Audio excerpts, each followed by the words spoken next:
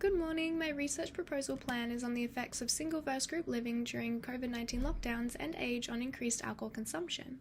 Australians consume an astronomical 60.4% increase in alcohol annually compared to the global average, making it 10th in the world and first in Western countries, causing lasting mental and physical damage such as substance abuse and liver damage.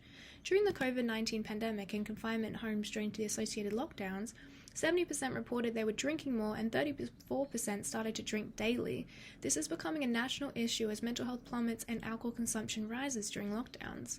To determine the effects of social exposure on consumption, solitary and group settings were implemented in wine tasting.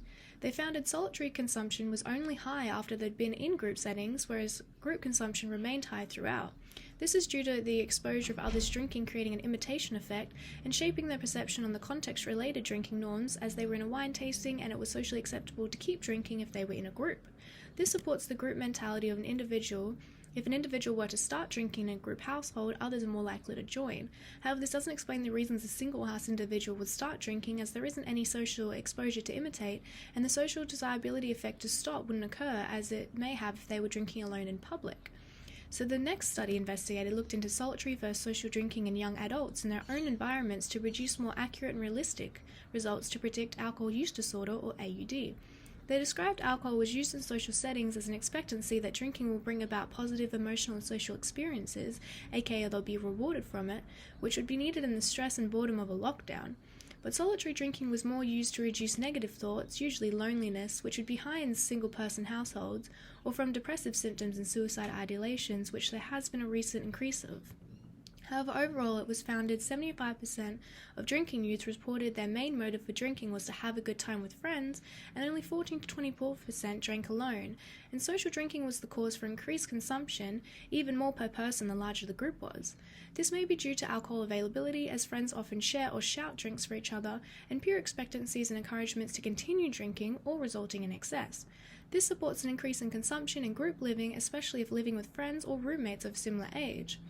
However, this study looked more into the positives and negatives of drinking alone or in solitary, rather than specifically on quantities or the causes of excessive social drinking, such as peer pressure.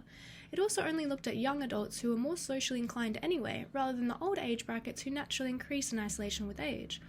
It was also assumed social drinking was more positive and solitary would result in more AUD. These represent an increase in drinking in social contexts where there may be perceived peer pressure but not directly analysed as the cause. A study in Italian students specifically tested peer pressure on alcohol consumption and found it was a strong predictor, with a higher correlation in individuals who scored low on emotional intelligence as well. It was concluded the university environment and peer pressure was the cause, as it was the social norm to drink to be accepted or approved by the group. This represents herd mentality and conformity in group drinking settings, especially in a contained and confined environment similar to group living and lockdown. However, the demographic of university students already represents a high drinking population.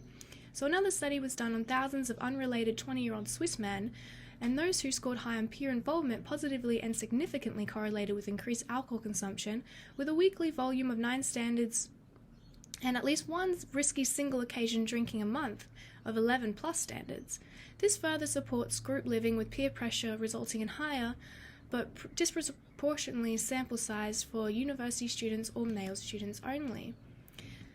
Looking at this pre-established research, there was an apparent gap in the literature on whether social or solitary drinking and forced confinement such as lockdown influenced amounts of alcohol or any relevance to other age groups, even though 50 plus years drank the most daily pre-lockdown. Research into this is imperative, as increased confinement consumption can lead to substance abuse disorders, supported by 18.4% increase in mental health calls over lockdown, with the prediction of mental illnesses associated with lockdown to have a lasting effect, specifically depression, PTSD, and substance abuse. It's especially important to determine the most vulnerable populations, such as living environments and age brackets, for targeted support, prevention, and information advice to try and reduce the mental and physical impacts in the future. The aim of this study is to identify the effects of age and living environment during COVID-19 lockdowns on alcohol consumption, and it's hypothesized that peer pressure in group living is positively associated with the increase in alcohol consumption during lockdowns compared to single-person living. The second hypothesis is that the age brackets between 18 to 24 consume the most alcohol, as they're the largest demographic to excessively drink, most at risk for mental disorders, and are most susceptible to peer pressure resulting in antisocial behaviour such as substance abuse.